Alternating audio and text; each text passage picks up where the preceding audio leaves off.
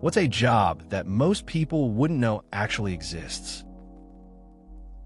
When certain, highly expensive pieces of jewelry are sold to buyers in different countries, say a $300,000 watch, for example, oftentimes the company selling the watch will send someone to wear it on the plane over to said buyer country, since to import it would cost them a lot in taxes, but to pay for someone to wear it as their own watch costs significantly less. That's an interesting way to save money on importing. It's kind of smart when you think about it. Instead of dealing with heavy taxes, they just have someone wear it. It sounds a bit sneaky, but it makes sense for high-value items. I guess it's all about finding ways to cut costs in luxury markets.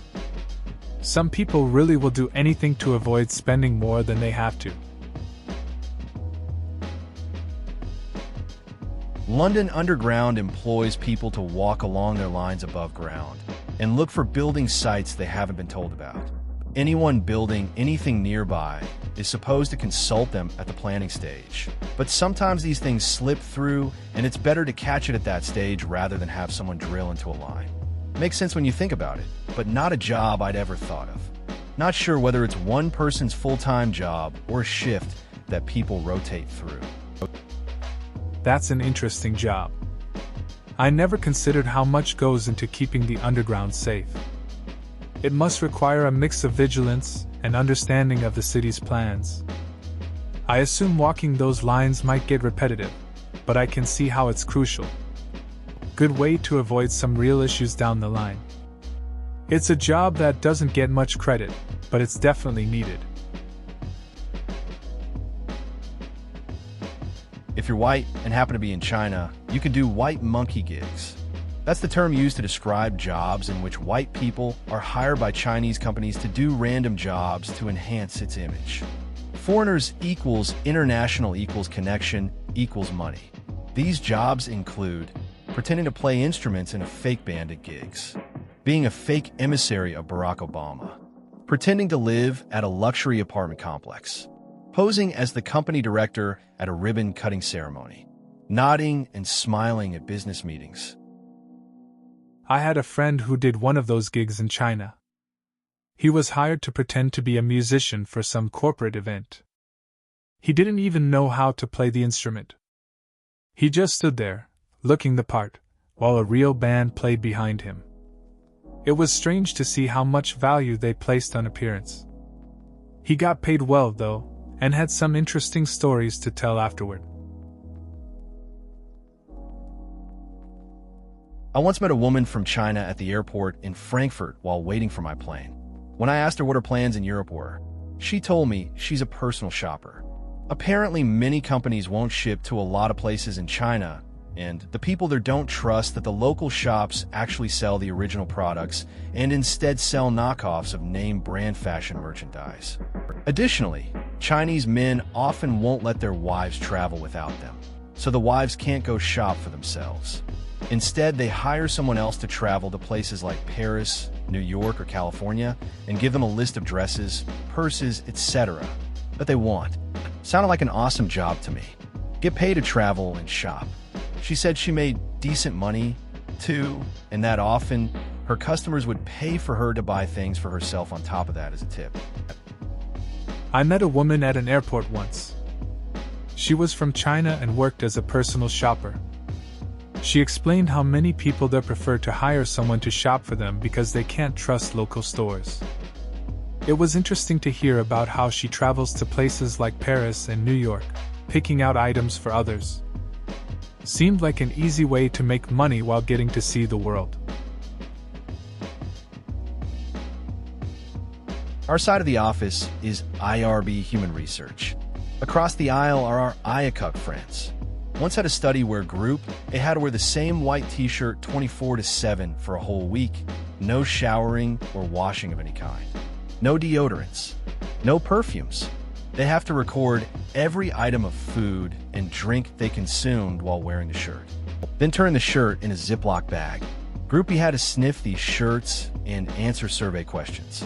That's probably the most out there study I can remember. That's definitely an interesting study idea. The lengths researchers go to for information can be surprising. I can't imagine how uncomfortable those participants must have felt. And the sniffing part, it's kind of wild when you think about it. I wonder what insights they actually gained from that. It's a strange mix of science and social experiment, but hey, sometimes you need unique methods to get results. Ballet class pianist. I think the only people that know about my job are dancers/teachers. Basically, I sit in for the hour-and-a-half class and play short songs for the students to dance to. The main difficulty is picking the right song for a given combination. March 4th or April 4th. Smooth or percussive. Accent on the first/last beat. Also, the measures have to be a multiple of 16 or it won't fit, and the dancers get confused and the teacher looks at me angrily and I can't sleep at night. Really fun job though. Most teachers will let you play whatever you want, as long as it works for the dance. I'll go from a Chopin nocturne to ragtime, to improvising to Final Fantasy X to Gershwin. And look at pretty dancers. Surprisingly, no one wants to hear anything from the Nutcracker. They've all heard it a few thousand times and are heartily sick of it. That sounds like a unique gig.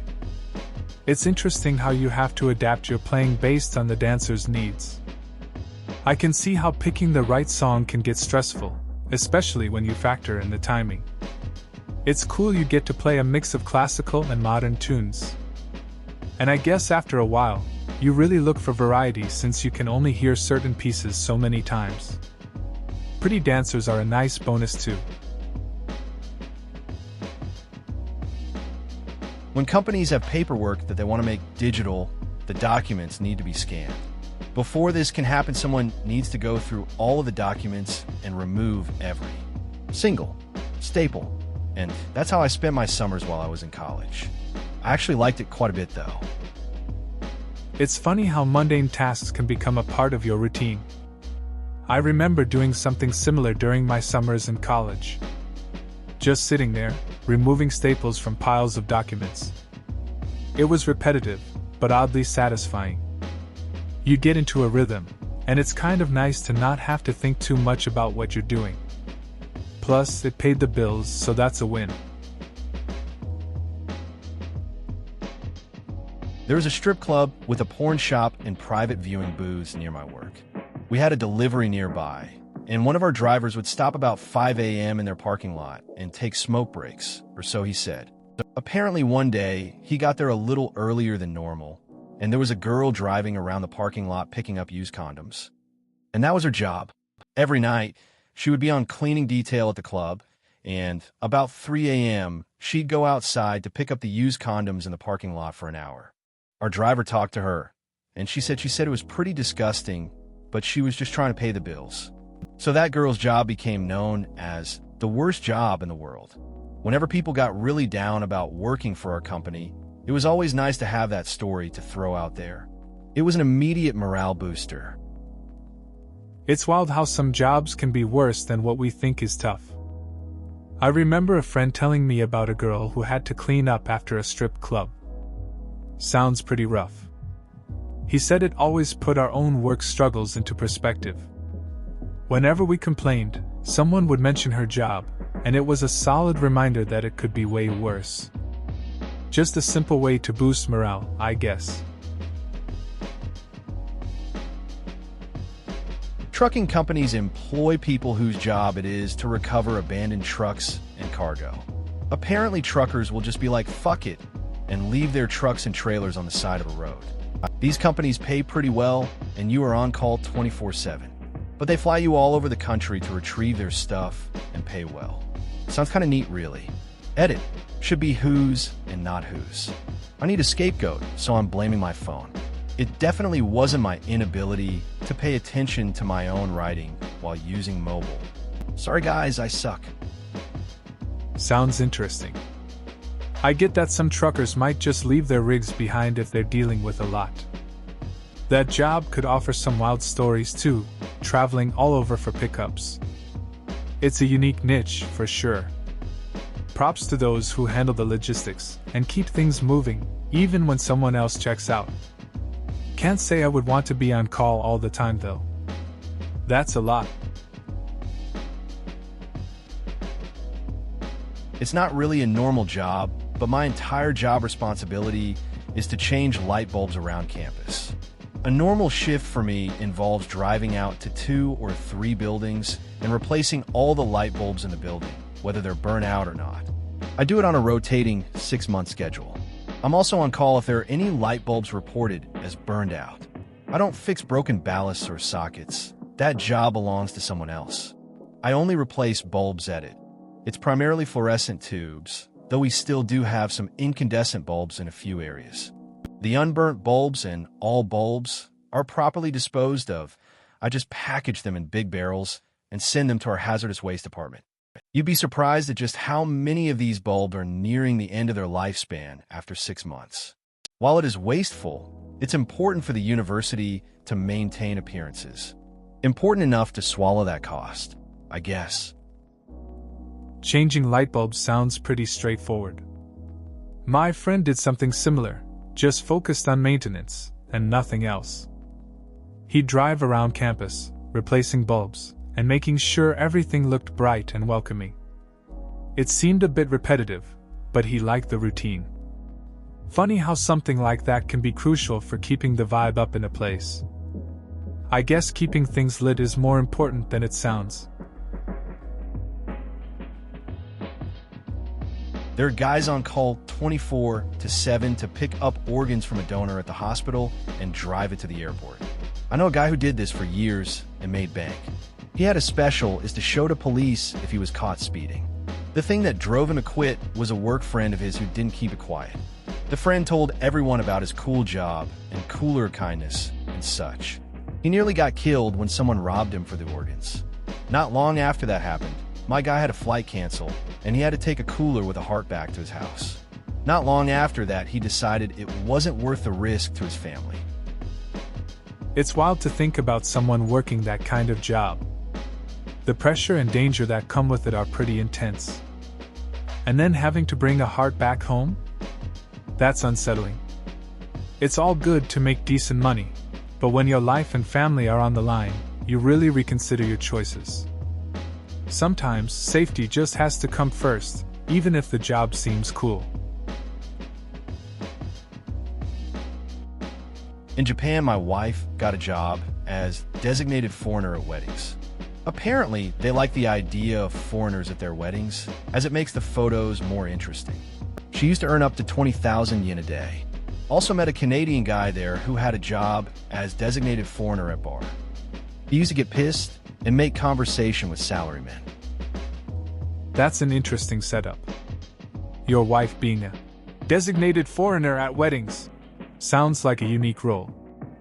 Earning 20,000 yen a day is pretty solid. The Canadian guy's gig at the bar seems funny, just chatting with salarymen while getting drunk.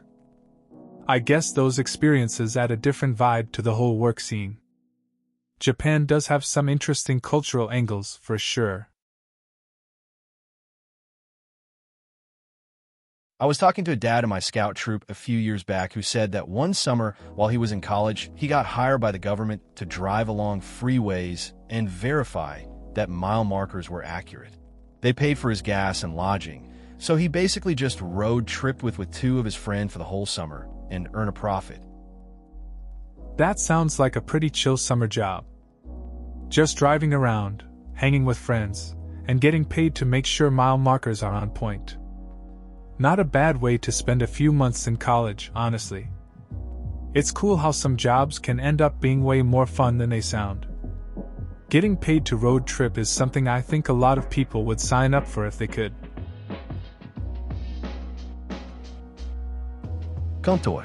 It's the person in a church or other place where there is singing who stand in the front and makes hand motions to help people know when to sing a higher or lower note. They're there to help people who can't read music, or to assist those like me who can read music but are a little rusty. The act of being a cantor is called canting. You have to be able to cant to be a cantor. You can't cant if you can't cant. I had a friend who tried to be a cantor once. He'd read music but struggled with the actual singing part. During practice, he'd miss the cues and go flat. It was tough to watch, but he didn't give up. He kept showing up every week, improving bit by bit. Eventually, he got the hang of it. It just showed that persistence is key, even when you're not naturally good at something. There are at least 100 people in my office who doctors contract to verify your insurance benefits, so the doctor's office staff doesn't have to. Essentially, we call your insurance company. Ask them if the medication/procedure you need is covered and how much it'll cost, and then we send a report to your doctor's office. I used to work in a similar role. Calling insurance companies all day felt repetitive. Sometimes you'd get a helpful rep, other times it was like pulling teeth. The waiting on hold could drive anyone crazy. But in the end, I enjoyed helping people understand their benefits. It felt good knowing that my work could ease some stress for them. Just another day in the office, really. People get paid $10 to watch a film or show on Netflix. As part of Operation Beetlejuice, the juicers tag the shows with things like sci-fi, strong female lead, etc., and choose screenshots for stills. They're currently trying to sue Netflix for holiday time, healthcare, 401k, etc. So there could be vacancies coming up. That's an interesting setup. I guess it's a unique way to earn some cash while watching shows. It sounds like a pretty chill job, but the legal issues could stir things up for them. If they really want those benefits, they might be in for a long fight. All in all, it's a good reminder that behind the scenes, there's always some hustle going on. Late, so no one will see this, but I do safety/security and content moderation for an online children's game. Most people seem surprised that it's a thing. I basically read lines of chat from our game all day long and punish kids for breaking rules and adjust the filters to prevent them from being able to break rules in the first place. That's a different kind of job. Most people probably don't think about the work that goes into keeping online spaces safe for kids. I imagine it can get repetitive, just reading chats all day. But it's also important work. Keeping the environment safe lets kids enjoy the game without the risk of things going sideways. It seems like a lot of responsibility, but it probably feels good to know you're helping out. I work as a seeder. Promotional prizes for cereal and other food items are called seeds. My job is making sure one seed is in every shipment to the store. I basically just stand around while everyone else packs crates and then swap one box for the seed. It's really easy and I get paid way too much, $35 per hour. Sounds like a chill gig. Just swapping a box here and there while everyone else does the heavy lifting. Getting paid well for basically doing nothing is a nice deal. Must be nice to have that kind of job where you can just relax and still earn a decent paycheck. Can't complain about that kind of work life. Commercial scheduler. Not like with the Super Bowl, when I'm sure the companies negotiate with the network to get the spot they want, but late night, local broadcast ads for car dealerships and things like that. Each commercial has to be played a certain amount of times, and all have to fit around the programming. That's an interesting job. I had a friend who worked in media scheduling too. He was responsible for fitting all kinds of odd ads between shows. It was all about timing and making sure the right spots aired. He always mentioned how hectic it could get, dealing with last-minute changes. You wouldn't think local ads would be so complicated, but they really are. It's all about keeping everything in sync. I have an odd job that I sometimes pick up through a friend. I personally hand-deliver emergency computer parts. I don't know jack about computers, but I guess sometimes servers or something go down and they need a very specific part very fast. So they call my boss and she calls around, and if the part happens to be near me, I jump in my car. She pays gas, round-trip plane ticket, and it's a sliding scale depending on where I need to go. Sometimes it's Mexico, sometimes it's another state, and lots of times it's China. Hardest part is convincing the TSA that I need to carry it onto the plane. That's an interesting gig you've got there. Delivering computer parts sounds straightforward, but dealing with TSA must be a hassle. It's cool that you get to travel to different places for work, even if it's last minute. Sounds like a unique way to make some extra money, even if you're not into tech stuff. Just gotta hope you don't run into too many issues at the airport each time.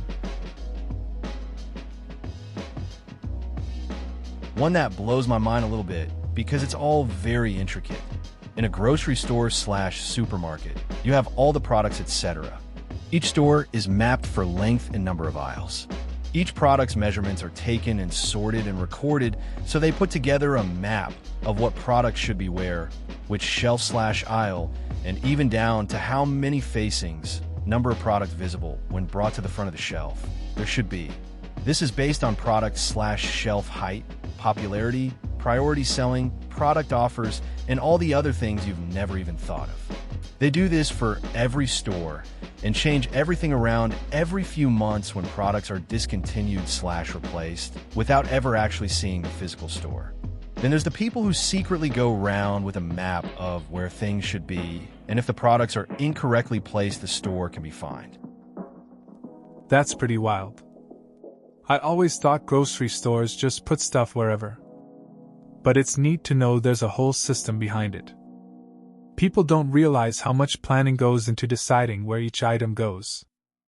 I wonder how they figure out what items to move around and how often. Imagine being the person with the map walking around, making sure everything is in the right spot. Seems like a lot of pressure. I worked as an intern for a city's wastewater division, and I spent all day, every day watching videos of the insides of sewer pipes and marking down defects in the pipes. Miles and miles of pipes, making for hours and hours of videos. It was a pretty shitty job, but I got to spend all day watching dirty videos. That sounds like a unique experience. Spending all that time looking at sewer pipes must have been monotonous, but at least you learned something about infrastructure. It's interesting how some jobs can be less than glamorous, but still offer a different perspective on daily life. I guess every job has its ups and downs, even if it involves dirty videos. Bottle sniffer. My main service contract is at a huge robotic bottling plant that washes and refills 18L office cooler water bottles.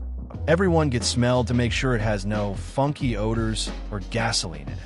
You'd be amazed how often some asshole uses one as a jerry can. If that bottle slips past the lab, picks up trace amounts, and you have to scrub the entire day's production. Only in the last 2 years has a lab on a chip machine come out that can detect stuff like this. It's improving in $100,000. His job has not vanished yet, but will one day. I have zero problems automating his job from existence. Some jobs are not fit for humans. You know, at least one of those bottles has been used as a trucker bomb. Some jobs really are strange. This guy checks water bottles for weird smells, like he's on the front lines of a bizarre battle against careless people. It must get old dealing with that. Can't believe someone would use an office cooler bottle for that. Reminds me of a friend who worked at a factory and had to check if machines were running right. Same vibe, just a different level of weirdness. My uncle was a tobacco farmer in Middle America. At some point, the government stepped in and paid him more to not grow tobacco on his land than what he made growing it. That's what I wanted to be when I grew up. A tobacco farmer that doesn't grow tobacco. I believe this went on for 20 or so years, and I believe they stopped paying him recently. That's an interesting take on farming. It's wild how the government can step in and change the game like that. Your uncle basically got paid for doing nothing for years, which is kind of a strange way to run a business. Makes you think about the value of work and how things can shift. Not the typical dream job, but hey, it worked for him. I work for a luxury real estate auction house, and I work 5 weeks at a time in a new place around the world marketing those extreme luxury properties like personal islands in Fiji and the Bahamas to sprawling mega millions mansions in the Miami or LA. We bring the homes to auction at the end of the month, and then I pack up and move on to the next assignment. All expenses paid. Pretty dang cool way to see the world and really get a good feel for the culture of different areas. They encourage us to be as socially active as possible. That sounds like a unique gig. Traveling for work while checking out luxury properties must be interesting. You get to experience different cultures and meet diverse people.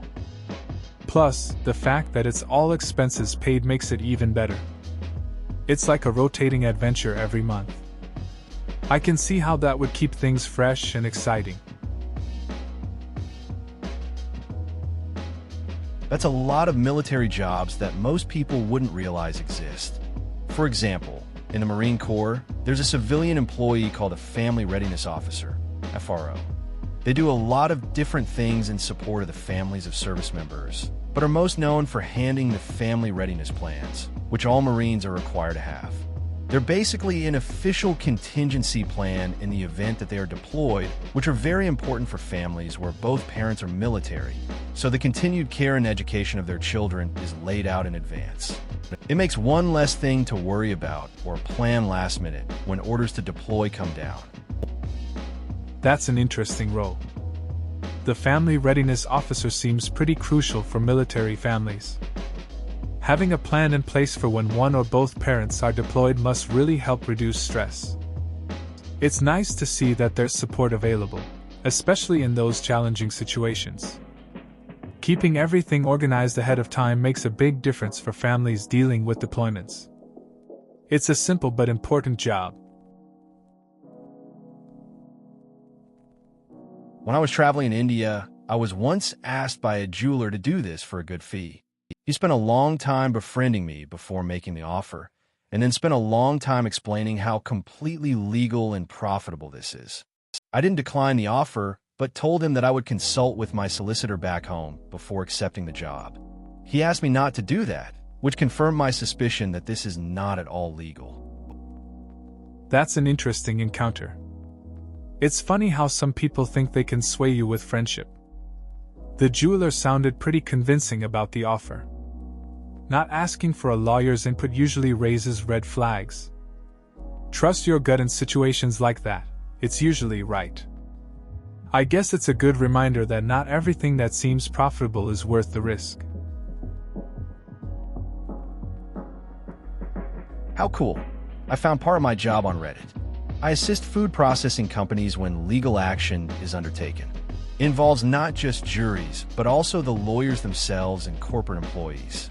Usually people know broad specifics or very specific things, e.g., what food they make or the legal end. My job is to help all parties fully understand what is happening and help analyze the data and turn it into more understandable forms for people. That's an interesting job. Being in the middle of legal processes and food companies sounds complex. It must require a solid understanding of both the industry and legal terms. Helping people make sense of the data is pretty crucial. I guess there's a lot of pressure since it involves understanding, not just what they make, but the legal implications too. Sounds like you have a unique role in that setup. Since I can't thank the person who did this specifically for my wife and me, accept my thanks on their behalf. We lost a pregnancy at 19 weeks and received a memorial packet, as you described, including a photo of our little girl, touched up and almost looking like she was just very tiny and sleeping. It helps. That's a heavy situation. Losing a pregnancy is tough, and it's good to see support in those times. The memorial packet sounds comforting, like a way to remember your little one. Moments like that can bring some peace, even if it doesn't take away the pain. It's important to have those reminders, to feel that connection, you know? People can show kindness in unexpected ways. Holy crap. This sounds exactly like my wife and I. She's Chinese, I'm a Euromut. We live in the US and are constantly buying things for my in-laws and sending it to China for them or holding it here until they come visit. Apparently, a lot of the issue is the quality of the product, although the funny thing is most products that we buy are made in China, but what's sent to the States are the good ones, and the products left in China are the bad ones. Or it's just not a knockoff. Did my wife and I just get hired as personal shoppers? That's a pretty relatable situation. I know a couple who lives in a similar dynamic. They always talk about sending stuff back home, and it's interesting how the quality can vary so much. It's like they've become unofficial delivery services. They joke about it like it's a side hustle, but I can see how it might feel like that. It's just part of navigating family and culture, I guess. I knew someone who did this, and they said the hardest part of their job was trying to go return everything once the show was done with it. Because why pay for stuff when you can just buy it, use it for a day or two, and return it? Seems super sketch. Not sure how many do this, but I've heard it's led to a lot of thrift shops in the LA area having to make their return policies much stricter. That's interesting. I had a friend who tried that too, using items for a short time and then returning them. It seemed like a hassle though, keeping track of what to return. I remember they mentioned feeling guilty about it. It's funny how some habits can lead businesses to change their rules. Makes you wonder how common this is and how it affects the second-hand market overall. My dad owns his own company doing this. He worked for a well-known university doing it for 20 years before moving to California 10 years ago and starting his own company. He has clients all over the world. It's fairly amusing that I have started a small crafting business, making art out of books, essentially destroying them. I went in the exact opposite direction as my father, but because of him, I'm very careful to only use books that are not and never will be worth any money. It's interesting how you took a different path from your dad. While he's building things up, you're creatively tearing them down, in a way. It's cool that you make sure to use books that wouldn't hold any value. It reflects a good balance between creativity and respect for the original material. Those crafting projects probably let you express yourself in a unique way, which is pretty valuable in its own right.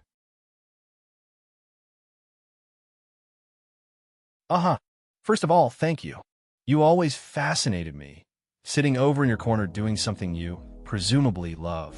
We always clap for you and teacher at the end, but I've wondered, is this enough? Do we annoy you or seem ungrateful? Do you feel ignored? You should know we think about you. We really appreciate you because we've all done that class where they used a CD and oh my, and we're so glad that you have this incredible talent that helps us explore our incredible talent. So thank you from all of us. I remember a time in class when I felt overlooked, like I was just another face in the crowd. We had this teacher who would always bring out the best in us, though. I used to wonder if we showed enough appreciation. It's nice to hear that being acknowledged for what you do really matters. Those moments stick with you, making you feel that your efforts are valued. It's a simple but powerful realization. I feel your pain. Part of my last job, and some of this job, was to scan documents with a high-speed scanner, which is OCR, optical character recognition, and it will index the files in certain ways, in this case by recognizing the placement of our ticket number and tagging it digitally. We had to prepare the documents before scanning, which meant taking out staples or post-it notes, unfolding pages, making sure they were in a proper sequence, etc. However, the tech was rough, so my job was then to go back through the thousands of scans and type in each of the incorrect entries. After you got into a trance, it started feeling like you were looking at the matrix screens. All you saw were the index spots where the OCR was looking to recognize characters, and what came up and typed in the correct value. And that was about 6 hours a day for a couple years, had other duties too. That sounds like a grind. I had a similar experience once when I worked in a library. I had to digitize old archives, which meant going through piles of documents, organizing them, and entering data. After a while, it felt like the world outside didn't exist. Just me, the screen, and the endless rows of text. It's weird how your brain adapts to that focus. Definitely not the most exciting job, but it had its moments. Please consider subscribing if you enjoyed. Love.